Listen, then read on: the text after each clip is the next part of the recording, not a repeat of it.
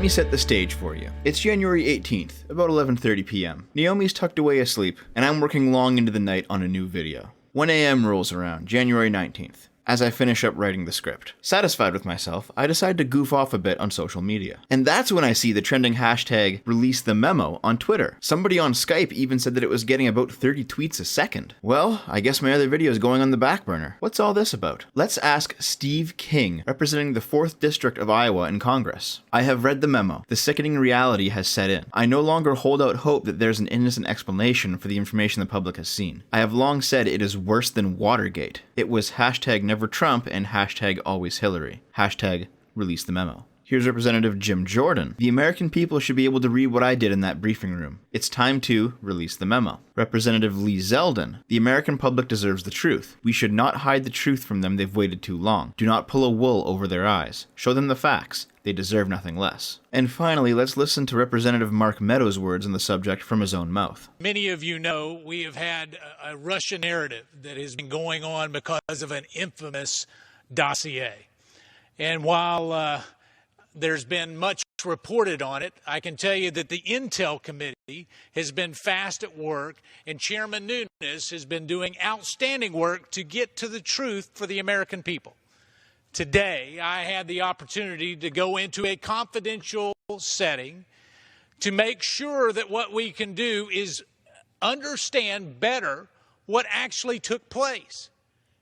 And I'm here to tell all of America tonight that I am shocked to read exactly what has taken place. I would think that it would never happen in a country that loves freedom and democracy like this country.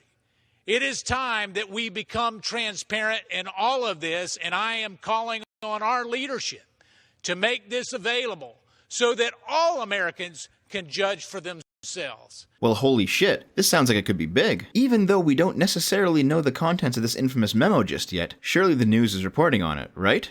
Right? CNN? MSNBC, you guys want to talk about it? No? You think the anti-Trump resistance is a year old is a more important story? Well, okay. Jesus Christ, I never thought I'd have to go to Fox News for actual fucking reporting. What I read today in that classified briefing room is as bad as I thought it was, and every single American citizen should have the ability to see that information to know exactly what our FBI was up to. I compared it to, I remember the day I walked in 2 years ago on the Benghazi committee, walked in and saw the immunity agreements that were given to people in the Clinton investigation. I didn't know who they'd given them to. I opened up that folder and I looked down when the Justice Department officials slid that folder over to me on that table and looked down and see they gave Cheryl Mills immunity during the Clinton investigation, Clinton's chief of staff, her lawyer. Today, when I read the material, I had that same shock feeling. I was like, wait a minute, this actually happened from our Justice Department and this FBI.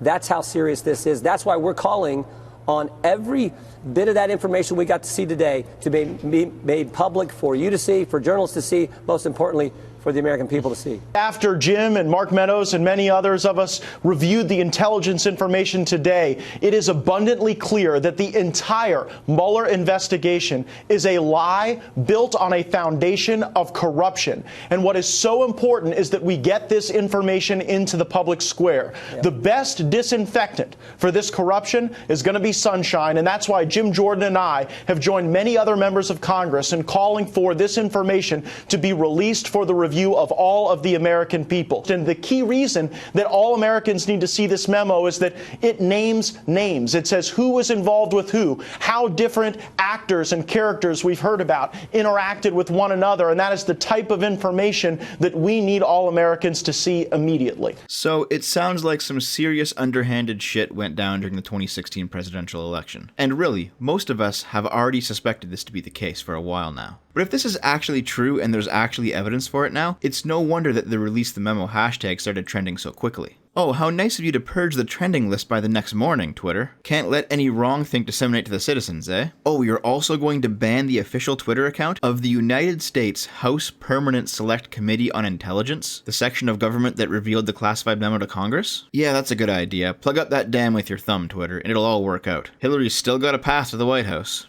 Okay, enough goofing around. Let's get to the heart of the issue. You all know I'm not a huge fan of Ben Shapiro generally, but so far, his article titled, "Release the Memo Trends as Republicans Call for Releasing a Shocking Classified Memo Showing FISA Abuses in Russian Collusion Investigation," seems to be the only mainstream take on the topic so far. Shapiro writes, "So, what could be in the memo? An educated guess would suggest that the memo shows that the FBI initiated its investigation based on the so-called Steele dossier, a compendium of opposition research compiled by Fusion GPS on the instructions of the Democratic National Committee. If it is indeed the case that FISA warrants were requested on the basis of DNC-funded opposition research, that would appear to politicize the FBI in serious ways. Let's define some of the players here. We all know who the FBI is. The Federal Bureau of Investigations. Under James Comey, the Bureau handled both the investigation into Hillary Clinton's email server during the 2016 election, and later the possibility of Russian interference in the election in 2017. President Donald Trump sacked Comey on May 9, 2017. There's some confusion surrounding Comey's dismissal, with Trump supporters believing that Comey was let go due to the reasons that Trump gave publicly, that Comey just wasn't doing a good job, and that Trump was acting on the recommendations of his senior staff, while others believe that Trump was trying to cover up collusion between his campaign and the Russian government. But nonetheless, the investigation continued on, with The Independent publishing an article stating that Robert Mueller, who is now in charge of the investigation, apparently has enough evidence to bring criminal charges against Trump's former national security advisor, Michael Flynn, due to these Russian connections. Mr. Flynn resigned in February after just 24 days in the role, when it emerged he had lied to administration officials, including Mike Pence, the vice president, about his communications with representatives of the Russian government. FISA warrants refers to the Foreign Intelligence Surveillance Act. This is pretty straightforward. If the FBI requested a warrant for foreign surveillance on the basis of evidence provided by DNC-funded partisan research, Shapiro is right when he states that the FBI has become biased toward one political party. Trump has spoken about the FISA Act recently as well, predictably through Twitter. House votes on controversial FISA Act today. This is the act that may have been used, with the help of the discredited and phony dossier, to so badly surveil and abuse the Trump campaign by the previous administration and others. Disproven and paid for by Democrats. Dossier used to spy on Trump campaign. Did FBI use intel tool to influence the election? Did Dems or Clinton also pay the Russians? Where are the hidden and smashed DNC servers? Where are crooked Hillary emails? What a mess. The long-standing position of Trump's administration is that the Obama administration wiretapped Trump Tower in an effort to unearth evidence of Russian collusion, and may have broken the law in doing so. The memos referred to in the Release the Memo hashtag sounds like they may actually contain evidence proving this to be the case. Well, what is this DNC-funded opposition research that the FBI apparently used as its basis for a FISA warrant? That would be the Steele dossier, and we all know this document quite well. It's that ridiculous Donald Trump fanfiction from 2016, alleging that Trump went on a hooker-fueled binge in Moscow that was pretty clearly fake from the get-go, and that only BuzzFeed decided to publish because BuzzFeed is a piss rag. Mark Alias, an attorney of record for the Democratic National Committee and a part of Hillary Clinton's campaign, hired the company Fusion GPS to do opposition research on Trump. Fusion GPS, in turn, hired the British intelligence firm Orbis Business Intelligence. Orbis's co-founder, Christopher Steele, a retired MI6 officer, compiled the Steele dossier, and eventually passed it on to not only his clients, but the American and British governments. On the one hand, Steele has a long history of quality and integrity in his work, and the dossier does include some troubling allegations. On the other hand, the dossier also alleges that Trump requested a room in a hotel that Obama specifically stayed in, and hired hookers to piss on the bed. There's obvious problems right from the get-go if the FBI took the Trump piss orgy story seriously. But more importantly, the Steele dossier was funded by the Democratic National Committee and Hillary's campaign. The FBI's obligation to be an apolitical organization has been violated if the FBI used the Steele dossier to obtain the FISA warrants necessary to act against Trump's campaign, considering that the Steele dossier was entirely funded by Hillary's campaign. Like Trump said in his tweets, an extension of the controversial FISA Act was voted on recently, and now those papers sit on Trump's desk, waiting for either a verification or a veto. But if hashtag Release the Memo's furor is to be believed, then the FISA Act has clearly been abused against Trump. In my opinion, if we see a Trump veto, that's likely another sign that whatever is contained within the memo is both legitimate and serious. Oh hey, while I was writing this script, both the Washington Times and the Business Insider decided to publish stories on hashtag Release the Memo. Finally, some mainstream media coverage. I wonder if it's gonna actually address the issues or just blame everything on the Russians. Interest in the classified House Intelligence Committee memo, which reportedly outlines how the anti-Trump dossier was used by the FBI to justify surveillance against Donald Trump's presidential campaign, has caused an online frenzy. Last Thursday, WikiLeaks jumped into the proceedings, offering a reward of up to $1 million to anyone who could send them a copy. Meanwhile, reports emerged that the Twitter hashtag calling for the memo's public release, #ReleaseTheMemo, was receiving a major online push by Russian-linked Twitter accounts. Yeah, I think we all saw that one coming. Guys, I guess we're all just Russian Twitter accounts. I'll just have to go get my Canadian birth certificate and passport switched over. On Thursday, the House Intelligence Committee voted along party lines to release the FISA abuse memo. According to sources close to the committee, it addresses text messages between FBI agent Peter Strzok and FBI lawyer Lisa Page, which proved the dossier was used to justify FISA warrants. Well, the Republicans wanted Congress to see the memo and the Democrats didn't. That's no surprise, considering that the memo would indict the Clinton campaign, the FBI, and Obama's White House. A Democrat on the committee, Adam Schiff, described the memo as a profoundly misleading set of talking points drafted by Republican staff attacking the FBI, and that it was rife with factual inaccuracies and referencing highly classified materials that most of Republican Intelligence Committee members were forced to acknowledge they had never read. Okay, so the Democratic position is that the memo is just false. That's fine. But if that's the case, then why did the rest of the Democrats in Congress refuse to even view the memo with their Republican counterparts? What's interesting is that this morning the Democrats decided to vote against releasing this memo. That's number one. Number two, when I was in the room, and I've heard from other members of Congress, when they were in the room, there were no Democrats who actually came down to look at this memo.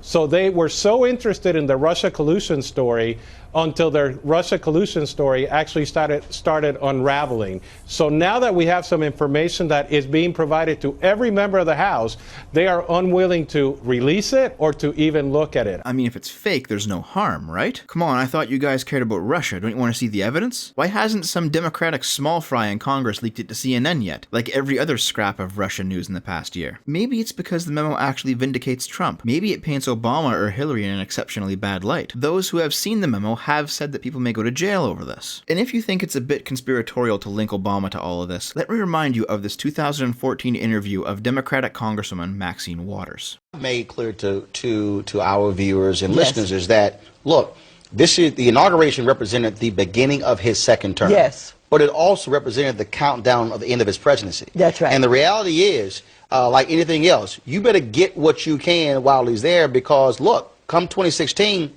that's it. Well, you know, I don't know, and I think some people are missing something here. The president has put in place an organization that contains the kind of database that no one has ever seen before in life. That's going to be very, very powerful, and whoever... In terms of the Organizing for America that he's now shifting to become a 501c4. Yeah, that's right, that's right.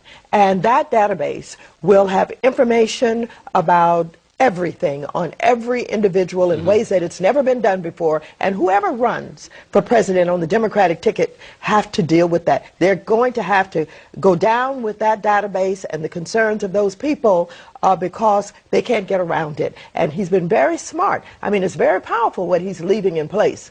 And I think that's what any Democratic candidate is going to have to deal with. We have two positions here, two big questions. The Democrats are asking, was there collusion between the Trump campaign and the Russian government? And is there currently collusion between the Trump administration and the Russian government? The Republicans are asking, did Obama's FBI dress up Clinton campaign-funded research from Fusion GPS to look like an intelligence document in order to justify spying on the Trump campaign using the FISA Act? These two questions have been kicked back and forth for a while now, but the answer to both of them is in the memo. And it's telling that the Republicans want it released while the Democrats do not. That Washington Post article from earlier stated that the memo could be released next week provided that the White House does not object. And let's hope that Trump doesn't object. This is David Nunes. He's been working on the memo for the past 4 months. Maybe its contents are fake, maybe they're not. We'll only know when we can see the memo for ourselves. Maybe the memo is just a big fat distraction from the upcoming government shutdown. And Republicans, please stop whining about it. Your party also took on the role of an obstructionist when you attempted to shut down Obama's government as well. Or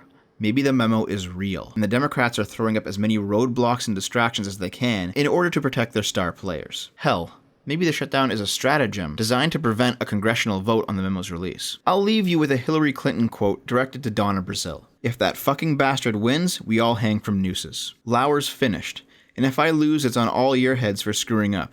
You'd better fix this shit. The American people deserve, they must, they want to know what's in this document.